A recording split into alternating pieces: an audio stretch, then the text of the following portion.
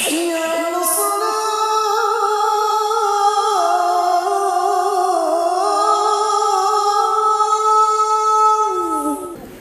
السلام علیکم ورحمۃ اللہ وبرکاتہ. الحمد للہ وکفا والصلاة والسلام علی نبی المصطفیٰ نبینا محمد وآلہ وصحبہ اجمعین. اما بعد، قال اللہ تعالی وتبارک فی الفرقان الحمید والقرآن العظیم بعد اعوذ باللہ من الشیطان الرجیم. قل هل يستوي الذين يعلمون والذين لا يعلمون وقال الله تعالى يرفع الله الذين آمنوا منكم والذين أوتوا العلم درجات وقال النبي صلى الله عليه وسلم من سلك طريقا يلتمس فيه علما سهل الله له به طريقا إلى الجنة أو كما قال عليه الصلاة والسلام. زندگی کچھ اور شے ہیں، علم ہے کچھ اور شے. زندگی سوز جگر ہے، علم ہے سوز دماغ. جس علم کی تاثیر سے ہوتی ہے زن عزن، کہتے ہیں ارباب نظر اسی علم کو موت. سب سے پہلے ہم سب بحیثیت مسلمان اس عظیم نشست میں شریک ہونے پر اللہ بدرگ برتر کے بہت زیادہ مشکور و ممنون ہے، جس کے فضل و احسان سے ہم نے یہ عظیم موقع اپنی زندگی میں پایا کہ ہم ایک علمی دانشگاہ میں اپنی حاضری کو لازمی بنا سکے. یہاں پہ میرے عزیز اور یہاں پہ میرے عظیم ذمہ داران تشریف فرما ہے، جن کی قدر اور احترام نہ صرف میری آنکھوں اور میری زبان پہ ہی ہیں، بلکہ میرے دل میں ان کی جو قدر و منزلت ہے وہ شاید میں الفاظ میں بیان کرنے سے قاصر ہوں. اور یہاں پہ اس انسٹیٹیوٹ کے جو ذمہ داران ہیں، ان کے ساتھ ساتھ جو یہاں پہ ٹیچرز ہیں، اسٹوڈنٹس ہیں، ان سب کا ایک رول بنتا ہے. جس دور میں ہم اس وقت جی رہے ہیں، اس دور کو چند لوگ نالج ایکسپلوژن کا دور کہتے ہیں. چند لوگ اس دور کو پرآشوب اور پرفتن کے نام سے پکارتے ہیں. چند لوگ اس دور کو بڑا ہی ڈیولپڈ اور ترقی یافتہ دور کہتے ہیں. لیکن کچھ کا ماننا ہے کہ یہ دور انٹلیکچول وار سے گزر رہا ہے، جس کو عربی میں غزوہ فکریہ کہا جاتا ہے. اس انسٹیٹیوٹ کی شان ہمارے لیے ان بچوں کے ذریعے ہمارے دل میں جگہ کر بیٹھی، جن بچوں نے یہاں پہ آ کے اپنی توتلی زبان میں ان عظیم موضوعات پہ لب کشائی کی، جن پہ ہماری دنیا اور آخرت کا دار و مدار ہے. لوگ کیا کہے کیا نہ کہے، ہر ایک انسان کا الگ الگ سوچ اور الگ الگ مقام و وقار اس زندگی میں نظر آ رہا ہے.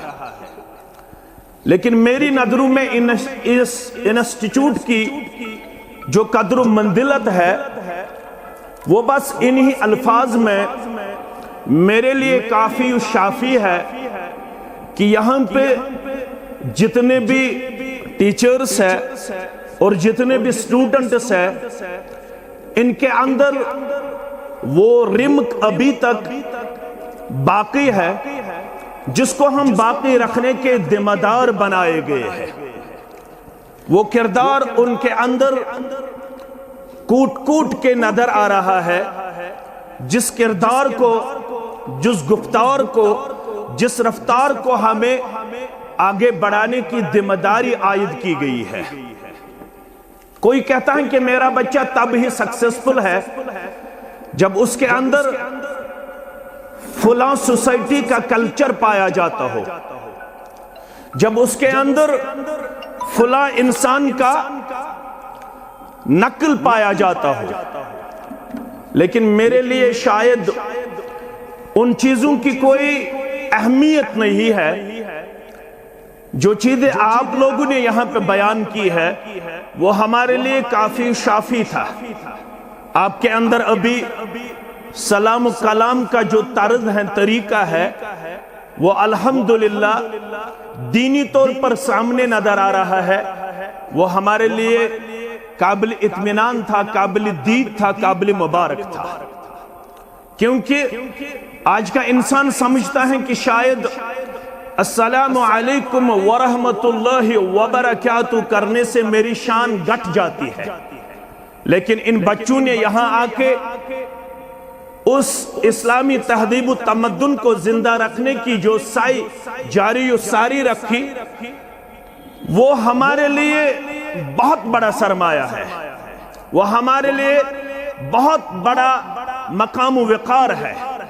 اس لیے میں اپنی طرف سے آپ لوگوں کا بہت زیادہ شکر گزار ہوں کہ آپ لوگ اتنے کم ویجز پہ وہ پروڈکٹ سوسائٹی کو فراہم کرتے ہیں جن کی ہمیں نہ صرف آج ضرورت ہے بلکہ الی یوم القیامہ ان کی ضرورت اس سے زیادہ ہے۔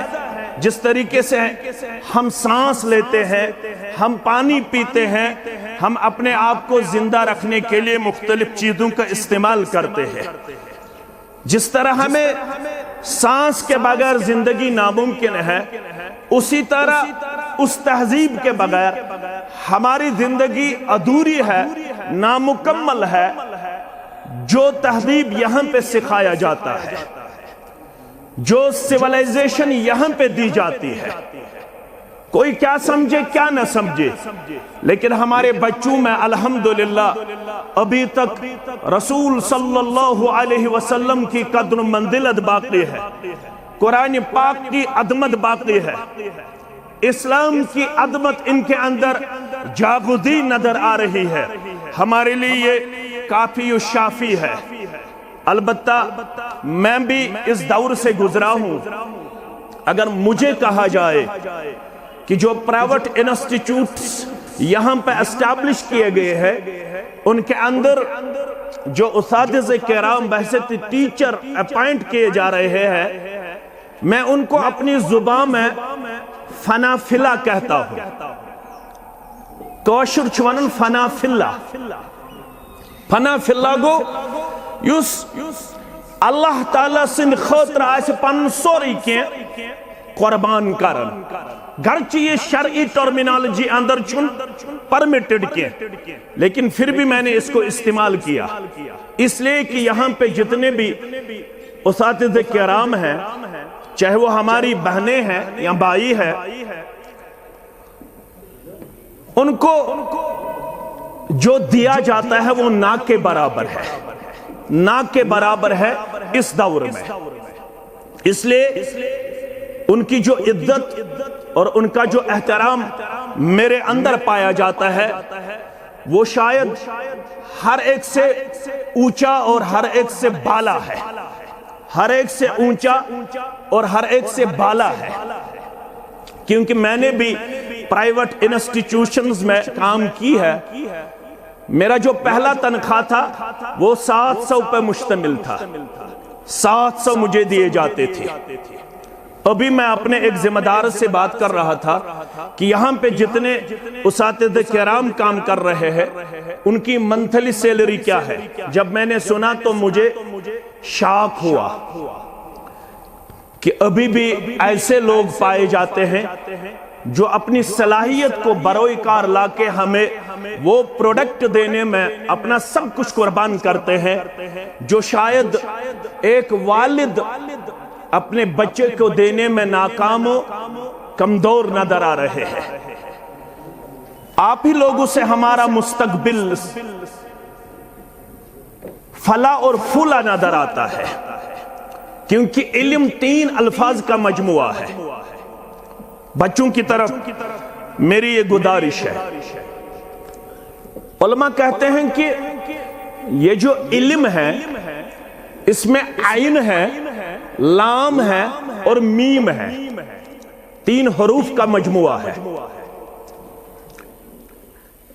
علم کے لیے ان 3 الفاظ کا جو انتخاب کیا گیا ہے ہر ایک لفظ میننگ فل ہے، معنی خاد ہے. تب تک علم حاصل نہیں ہوگا جب تک ان 3 الفاظ پہ ایک انسان دل سے اور دماغ سے غور نہ کرے. عین سے مراد ہے عنایت الہی. جب تک اللہ کا کرم شامل نہ ہو تب تک علم حاصل کرنا ہم سب کے لیے ناممکن ہے. سب سے پہلے اللہ کا کرم شامل ہونا چاہیے، اللہ کی عنایت شامل ہونی چاہیے. دوسرا لام جو ہے، جب تک لطف استاد نہ ہو، استاد کی شفقت، مودت، محبت اور رحمت شامل نہ ہو. کیونکہ میں آپ کی توجہ سیرت کی طرف مبذول کرنا چاہتا ہوں.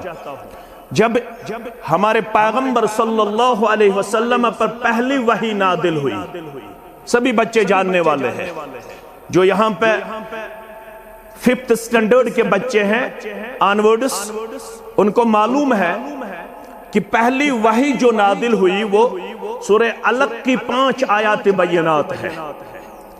لیکن بطور استاد جو اس کے لیے اللہ کی طرف سے مقرر کیا گیا ہے وہ جبریل علیہ السلام تھے.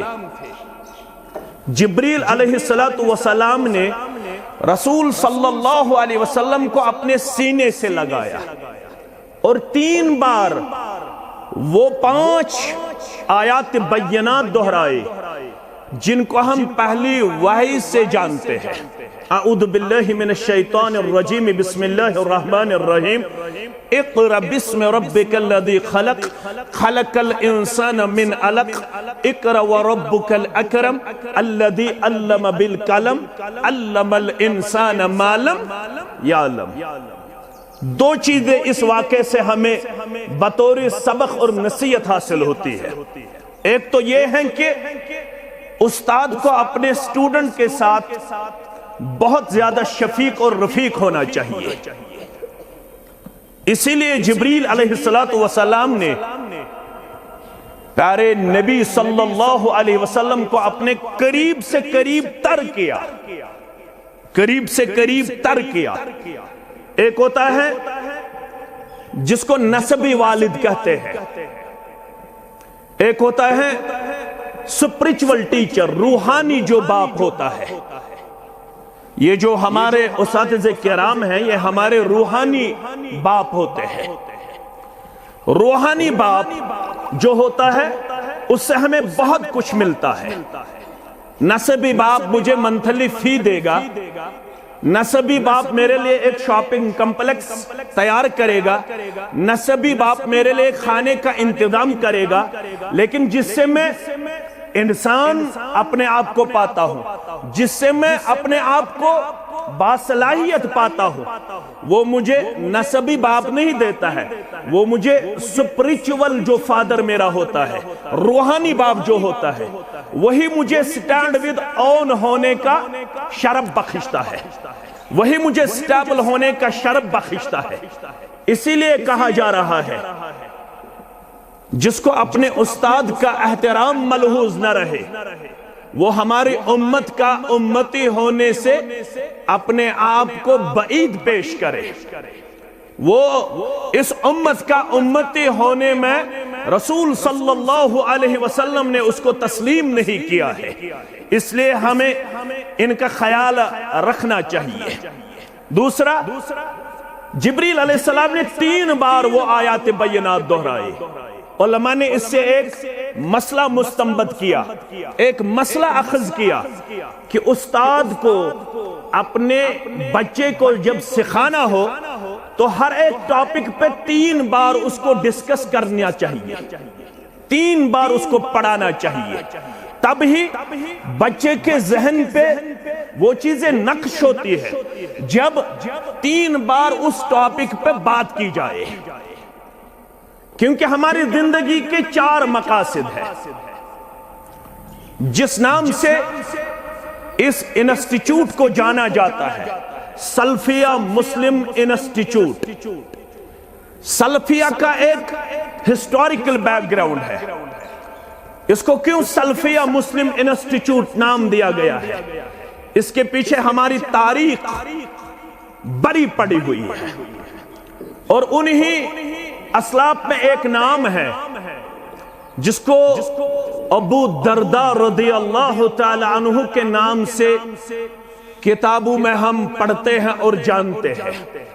ابو درداء کا کہنا ہے رضی اللہ تعالی عنہ، کن عالما، اگر آپ کو اپنی زندگی کا مقصد حاصل کرنے کی سعی ہے، آپ چاہتے ہیں کہ میں اپنی زندگی سے بہرامند ہو جاؤں، میں اپنی زندگی سے آشنا ہو جاؤں، میں جانوں کہ میں کیا ہوں، what I am، اس کے لیے آپ کو عالم بننے کی ضرورت ہے۔